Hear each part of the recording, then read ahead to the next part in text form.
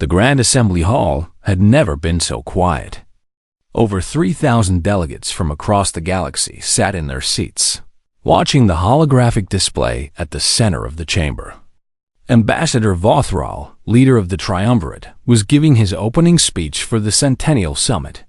His crystalline body glowed with soft blue light as he spoke about peace and cooperation between species.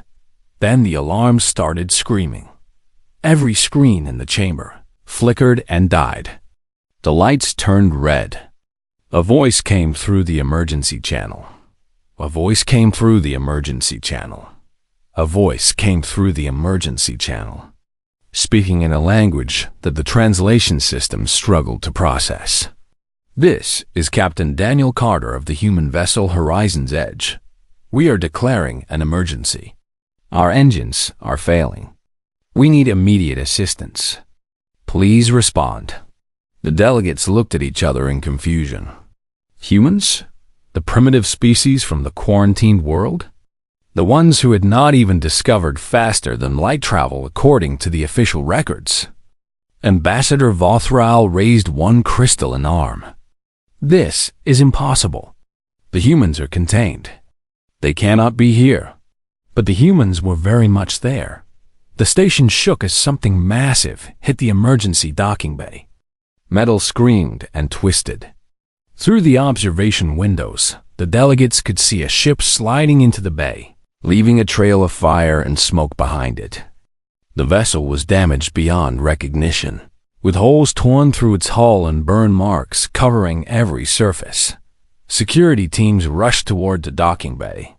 Counselor Mara Tex, representative of the Sindari, stood from her seat.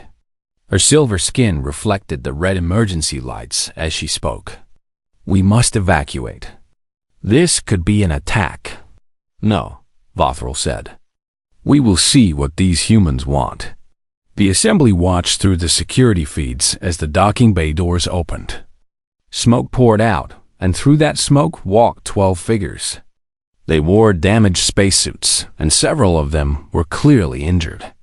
But they walked with their heads held high. At the front was a man with short, dark hair and blood running down the side of his face. His suit had 3 long gashes across the chest plate, as if something with massive claws had tried to tear him apart. He stopped at the security line and removed his helmet. My name is Captain Daniel Carter, he said.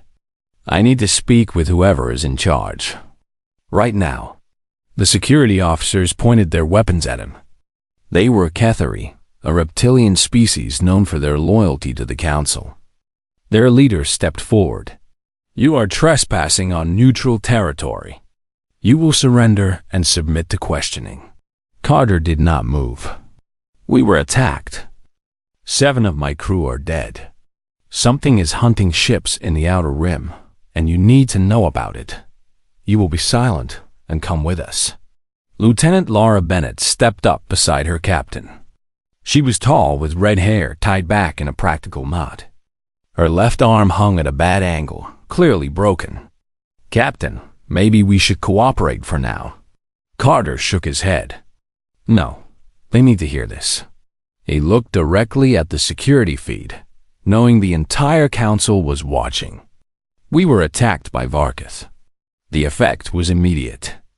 Even through the security feed, the delegates could see the Kethari officers freeze. One of them actually stepped backward. That is impossible, the security leader said. His voice was shaking. The Varketh are extinct. They have been dead for 10,000 years. Carter reached into his suit pocket and pulled out a small device. He pressed a button, and a holographic image appeared in the air above his palm. It showed a creature that made several delegates scream. The Varketh was 7 feet tall, with bone-white armor covering its entire body. Its head was long and narrow, with no eyes but a mouth full of teeth that curved backward like hooks. Its arms ended in claws that were each as long as a human forearm. In the image, it was tearing through a metal door like it was made of paper. They hit us 3 days ago, Carter said. Came out of nowhere. No warning, no communication. They killed 7 of my people, before we managed to drive them off. And before they left, they told us something. He paused and looked directly at the camera. They said humanity is their new prey species. They said they're coming for Earth. The Grand Assembly Hall erupted into chaos. Delegates were shouting, screaming, trying to flee. Several of the elder species representatives, the ones who remembered the old wars, were already running for the exits. Ambassador Vothral slammed his crystalline fist against his podium. The sound rang through the chamber like a bell, and slowly the delegates fell silent. "Bring the humans here," Vothral commanded.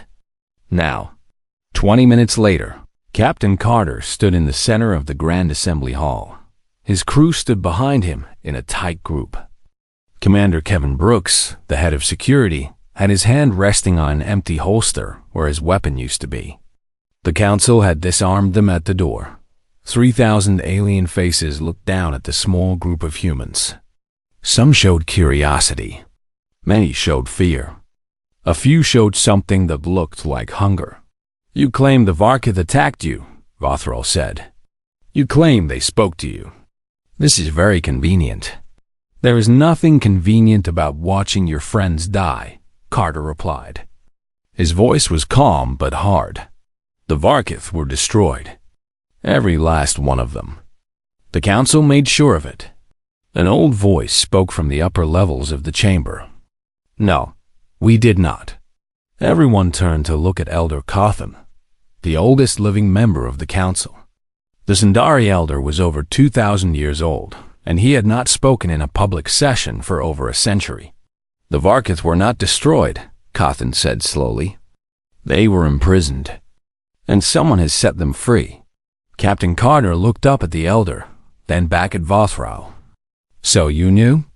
You knew they were still alive, and you said nothing." Before anyone could answer, the station alarms began screaming again. A new ship had just exited hyperspace. A ship that the long-range sensors identified as Varkith. They had followed the humans here. The Varkith ship hung in space like a blade waiting to fall. It was black and angular, with sharp edges that seemed designed to cut through anything in its path. The vessel was 3 times the size of the station's largest defense cruiser, and it made no attempt to hide its presence. Inside the Grand Assembly Hall, panic was spreading like fire. Delegates pushed toward the exits while security teams tried to maintain order. Only the humans remained still, standing in their small group at the center of the chaos. Captain Carter turned to Lieutenant Bennett. "How long do we have?" Bennett was studying a borrowed datapad, her broken arm hanging uselessly at her side. Based on their approach speed, maybe 20 minutes before they reach weapons range. "That is enough time," Elder Cawthon said. The ancient Sundari was making his way down from the upper levels, moving slowly but with purpose. Enough time for the truth. Ambassador Vothral moved to block the elder's path. "This is not the time for old stories. We must evacuate." "There is nowhere to run," Cawthon replied. "The Varkith do not stop hunting once they have chosen prey. You know this. Everyone who remembers the old wars knows this." He pushed past Vothral and approached the humans. Up close, Carter could see the weight of centuries in the elder's silver eyes. "Tell me exactly what happened," Cawthon said. "Every detail." Carter nodded. "We were on a deep space exploration mission, mapping the outer rim, looking for new resources. Standard work. Then our sensors picked up a ship that was not in any database." He paused, remembering. Dr. Michelle Torres, the ship's medical officer, put a hand on his shoulder. She had been there. She had seen everything. "They did not respond to any communication," Carter continued. "They just came straight at us. By the time we realized they meant to board us, it was too late.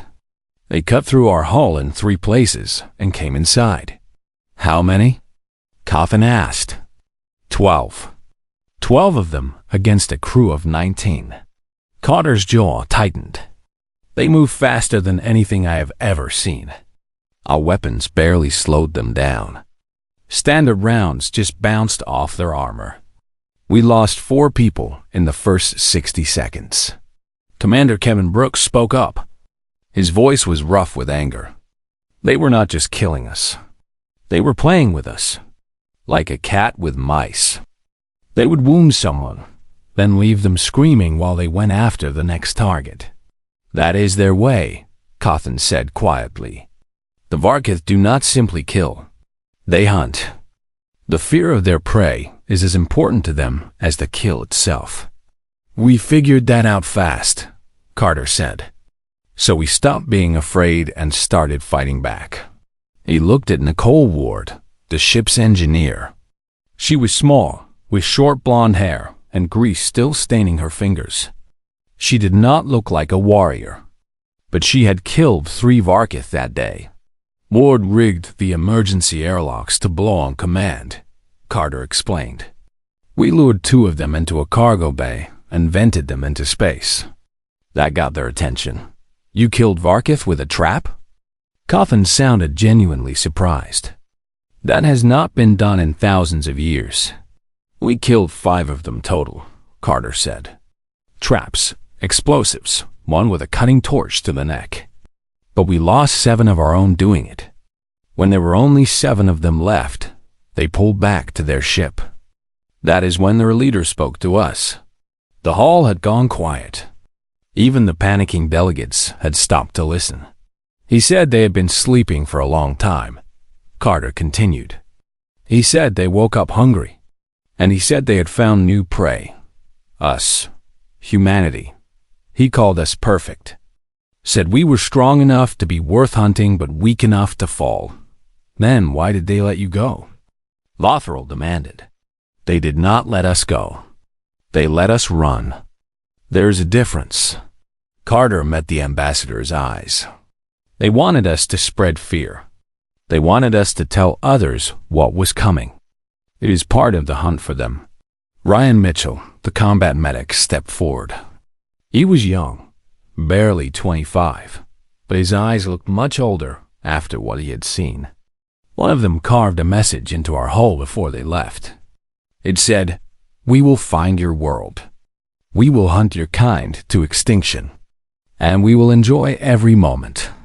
The silence that followed was heavy and cold. Elder Cawthon turned to face the council. Now you understand. The Varkith are not raiders or pirates. They are hunters. It is their religion, their purpose, their entire reason for existence. They were imprisoned because they could not be reasoned with, could not be stopped any other way. Who released them? Carter asked, but no one answered. But Carter saw several delegates, glanced toward a section of the hall where a group of insect-like beings sat in perfect stillness. Their compound eyes revealed nothing. That does not matter now, Lothral said quickly. What matters is survival. We must negotiate. Negotiate? Commander Brooks laughed bitterly. You cannot negotiate with something that sees you as food. We have done it before. We can offer them territory, resources, other species to hunt instead of other species. Carter's voice cut through the chamber like a blade. You would sacrifice entire civilizations to save yourselves? Vothral's crystalline form flickered with agitation. You do not understand. The Varkith nearly destroyed the galaxy once. We cannot fight them. No one can. We did, Carter said simply. 12 humans against 12 Varkith, and we killed 5 of them. We lost people, yes. But we hurt them, and anything that can be hurt can be killed. The station shook. The Varkith ship was getting closer. A new voice echoed through the hall, broadcast from the approaching vessel. It was deep and cold, like stones grinding together in the dark. We know you are there, little prey. We tracked your ship across the stars. We know the Council hides behind their walls. And we know the humans are with you. A pause. Give us the humans. Give us their location of their homeworld. Do this, and we will let you live. Refuse, and we will hunt every being on this station. The choice is yours." 3,000 delegates turned to look at the 12 humans standing alone in the center of the hall, and the council began to vote. The vote took less than 5 minutes. 3,000 delegates, representing hundreds of species and billions of lives, decided to sacrifice 12 humans to save themselves. The result was not even close. Captain Carter watched the numbers appear on the central display. 94% in favor of surrender. Only a handful of species had voted against it, and most of those were too small to matter. "It is done," Ambassador Vothral announced. His crystalline voice carried no emotion. "The humans will be handed over to the Varkith. Their homeworld coordinates will be provided. This council session is concluded." Lieutenant Bennett grabbed Carter's arm. "Captain, we need to run. There has to be another way off this station." "There is not," Counselor Muratek said softly. The Zendari diplomat had been one of the few to vote against surrender. She approached the humans with something that looked like shame in her silver eyes. "Every exit is being sealed. I am sorry. Truly sorry." Carter nodded slowly. He looked at his crew, at the people who had followed him across the stars and fought beside him against monsters. They were scared. They had every right to be. But none of them were running. "It has been an honor," he said quietly. Commander Brooks shook his head. "Do not say goodbye yet, Captain." "We are not dead. No, but I might be soon." Carter straightened his shoulders and raised his voice so the entire hall could hear. "I want to speak with the Varkith leader. Face to face." Vothral made a sound of disgust. "You are in no position to make demands, human." "I am not making a demand. I am making a challenge." The hall went silent. Even the delegates who had been preparing to leave stopped and turned back. "I know about the hunting rights," Carter continued. "The old laws that the Varkith follow. Any prey can challenge a hunter to single combat. If the prey wins, the hunt ends. If the hunter wins, the kill is his alone." Elder Cawthon stepped forward, his ancient eyes wide. "How do you know of this? Your council might have written off humanity as primitive, but we have been watching, listening, learning." Carter smiled grimly. "We found records of the old wars in a damaged probe 3 years ago. We know more about your galaxy than you think." "This is foolish," Vothral said. "The hunting rights have not been invoked in 3,000 years, and no challenger has ever survived. Then the Varkith have nothing to lose by accepting." Before anyone could respond, the main doors of the assembly hall exploded inward. Metal and debris flew across the chamber as delegates screamed and scattered. Through the smoke came the Varketh. There were 30 of them, moving in perfect formation. Their bone-white armor gleamed under the emergency lights, and their claws left scratches in the metal floor with every step. But all of them stayed behind a single figure at the front. He was larger than the others. Nearly 8 feet tall, with scars covering every visible inch of his exoskeleton. His claws were longer, darker, stained with something that might have been old blood. And when he moved, it was with the absolute confidence of a creature that had never known defeat. "I am Krathvalum the Endless," he announced. His voice was the same cold grinding that had come through the broadcast. "Supreme Hunter of the Varkith. I have killed 40,000 sentient beings across 600 years. I have hunted every species this galaxy has to offer." He stopped in front of Captain Carter and looked down at the human with something that might have been curiosity. "You are the one who killed 5 of my hunters." "I am," Carter replied. He did not step back. He did not look away. "You are smaller than I expected. Your species is soft and slow. You have no claws, no armor, no natural weapons." Krathvalum leaned closer. "How did you kill my hunters?" We refuse to die. The Varkith made a sound that might have been a laugh. All prey refuses to die. It does not save them. I challenge you, Carter said clearly. Under the hunting rights. Single combat. My life against the freedom of my species. Silence fell over the hall.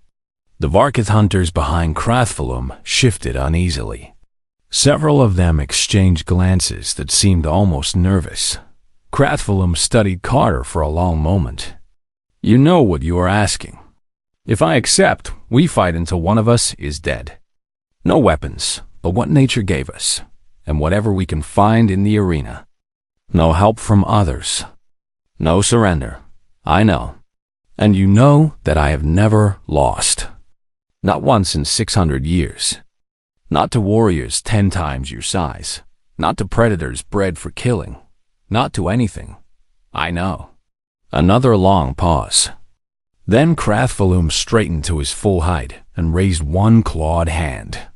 I accept your challenge, human. We will use the station's biodome as our arena. And when I tear your heart from your chest, I will eat it while your crew watches. Then I will take your coordinates and hunt your entire species to extinction. He turned to his hunters. Prepare the arena. The hunt begins in 1 hour. As the Varkith filed out, Lieutenant Bennett grabbed Carter's arm again. Captain, you cannot do this. He will kill you. Probably. Carter agreed. Then why?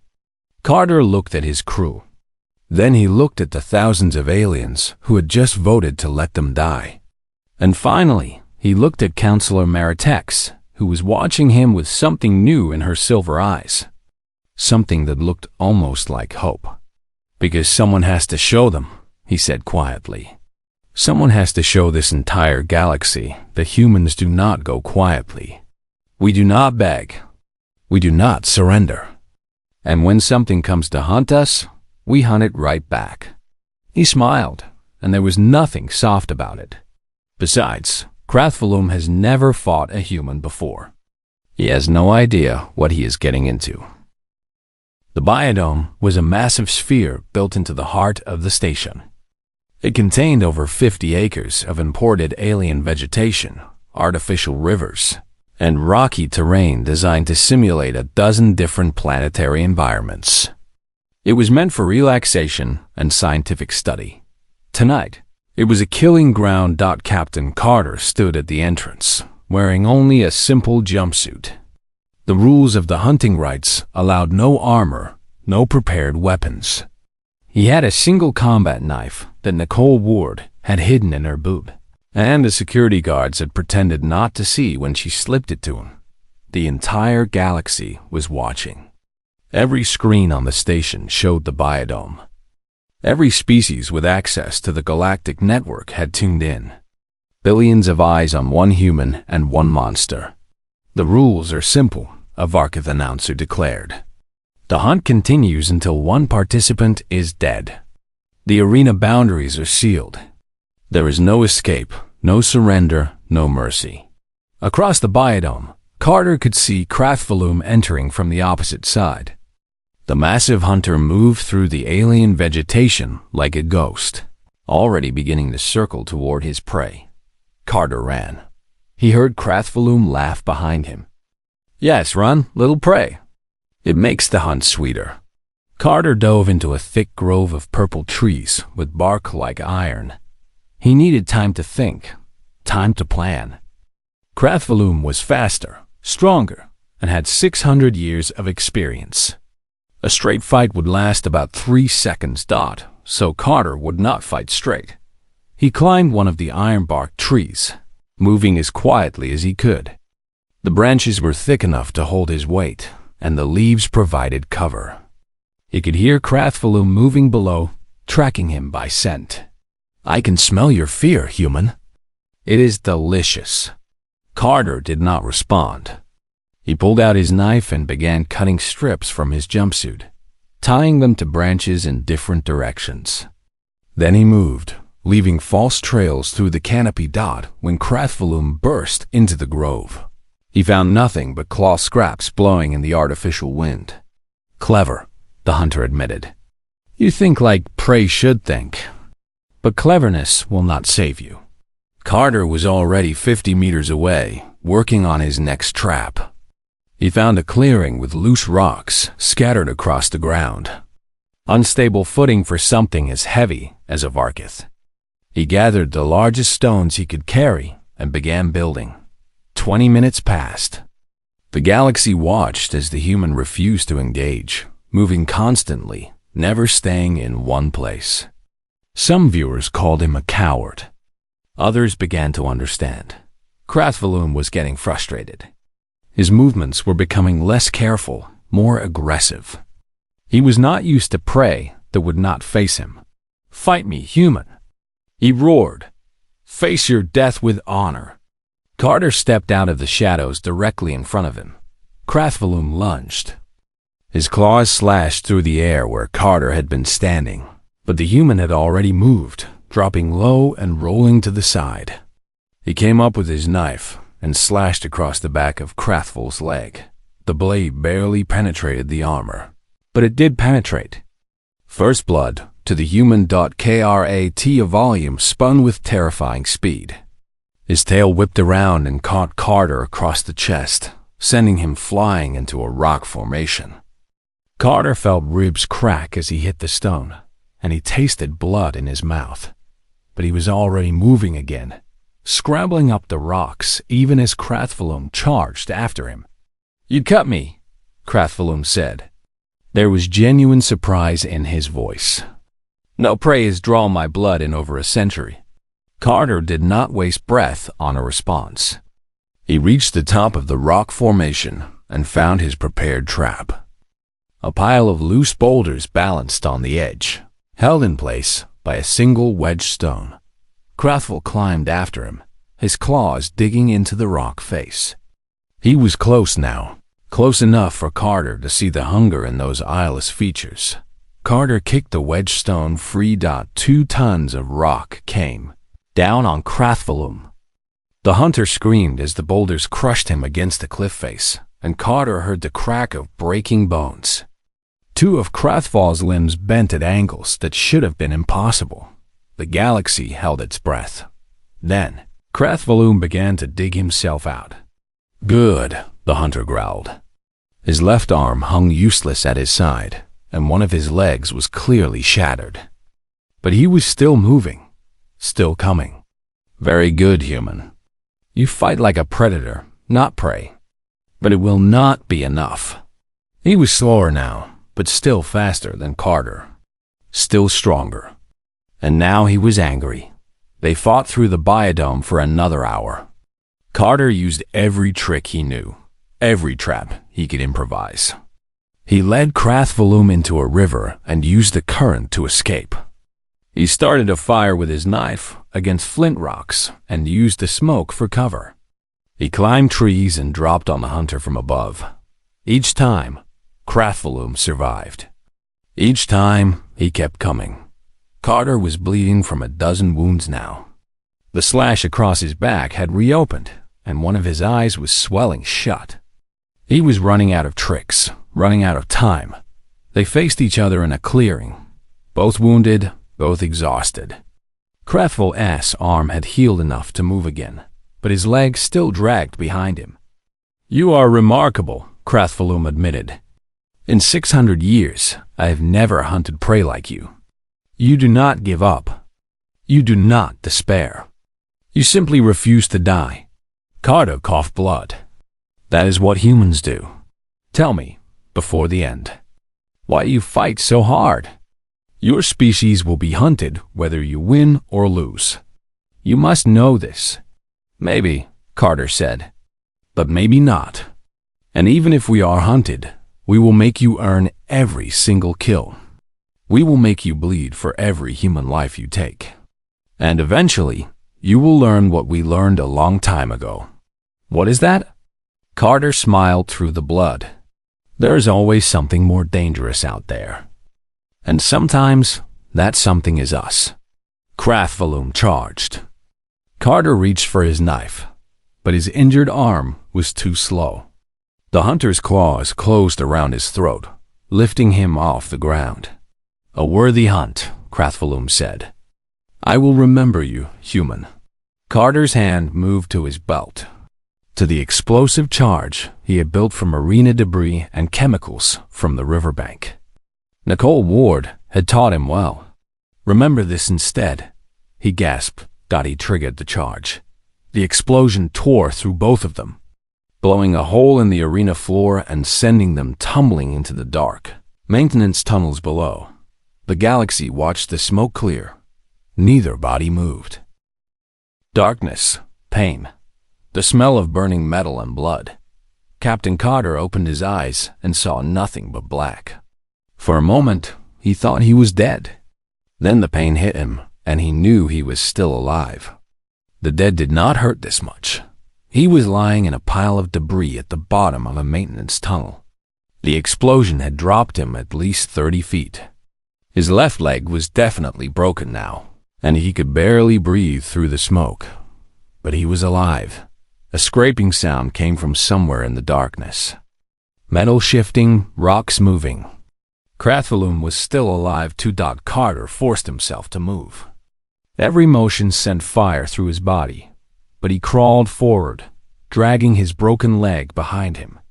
His knife was gone, lost in the explosion. He had nothing left but his hands and his will to survive. Human. Krathval's voice echoed through the tunnel. It was weaker now, damaged. "You are still moving. How are you still moving?" Carter did not answer. He kept crawling, trying to put distance between himself and the hunter. "I can hear you. I can smell your blood. There's no escape." A crash behind him. Krathvalum was coming, dragging himself through the debris. Both of his legs were ruined now, but he was still faster than Carter. Still stronger down above them, the galaxy watched through emergency cameras that had survived the explosion.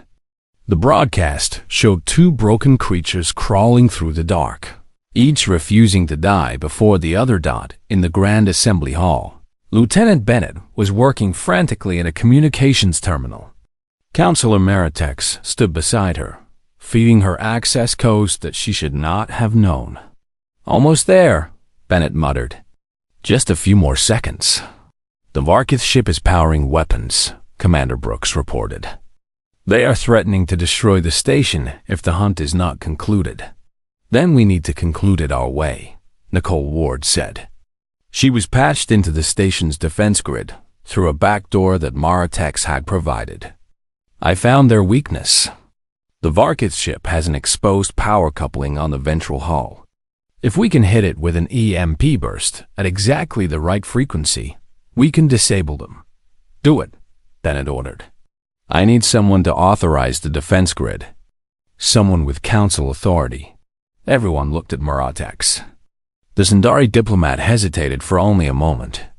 "Authorization code Myra-7-7-Blue. Fire when ready." In the tunnels below, Carter had stopped crawling. His body had nothing left to give. He lay in the darkness, listening to Krathvalum drag himself closer and closer. "You fought well, human," Krathvalum said. He was only a few meters away now. "Better than any prey I have ever hunted. When I eat your heart, I will gain your courage. It will make me stronger." "You will not eat anything ever again," Carter said quietly. Krathvalum laughed. "You can barely breathe. You cannot even stand. What could you possibly do to stop me?" Carter reached out in the darkness and found what he was looking for.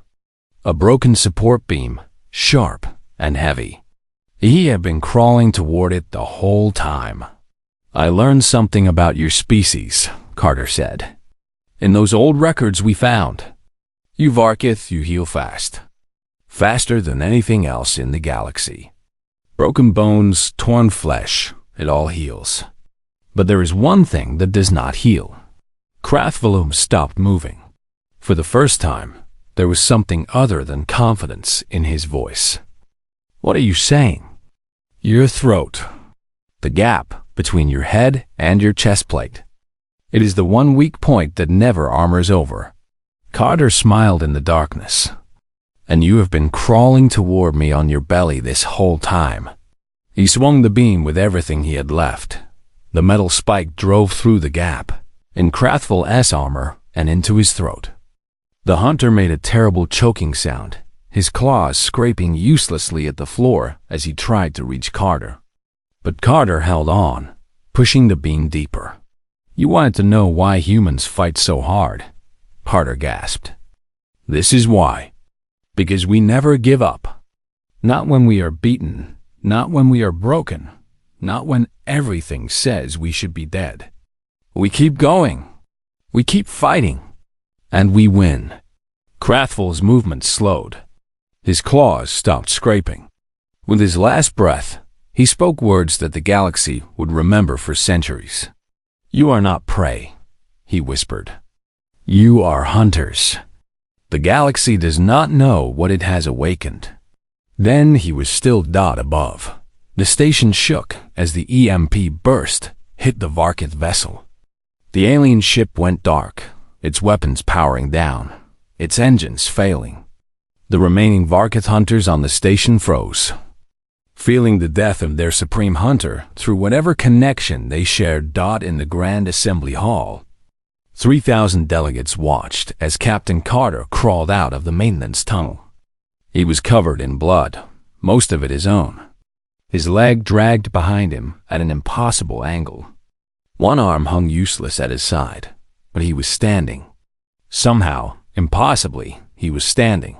The Varkith hunters turned to face him. 30 of the deadliest predators in the galaxy looked at this broken, bleeding human, and they knelt. "By right of conquest," one of them announced, "you are our new supreme hunter. We serve you now." Carter looked at the kneeling Varkith. Then he looked at the council, at the thousands of aliens who had voted to let him die. "No," he said. "You do not serve me. You do not serve anyone anymore. The hunt is over. For all of you, forever." He turned to Ambassador Vothrol. "Humanity will not be quarantined. We will not be hunted. We will not be ignored." He paused to cough blood, but his voice remained strong. "We are joining this galaxy whether you like it or not. And if anyone has a problem with that, they can take it up with me personally." Silence filled the hall. Then Councillor Moratex began to clap. Slowly at first, then faster. Elder Cawthon joined her. Then a dozen other species. Then 100. Within minutes, the entire Grand Assembly Hall was applauding. The species that had voted to sacrifice humanity were now cheering for it. It was politics, Carter knew. They were backing the winner. But it was a start. 3 months later, the first human embassy opened on Nexus Prime. Captain Daniel Carter was appointed as humanity's first official ambassador to the Galactic Council. The Varkith, bound by their ancient laws, dispersed to the far edges of the galaxy. Their hunting days ended by the command of the human who had killed their greatest champion. And across the stars. On 1,000 different worlds, predator species received word of what had happened. They learned about the small blue planet called Earth. They learned about the soft, slow, clawless creatures who lived there. And for the first time in their long histories, they felt something they had never felt before. Fear.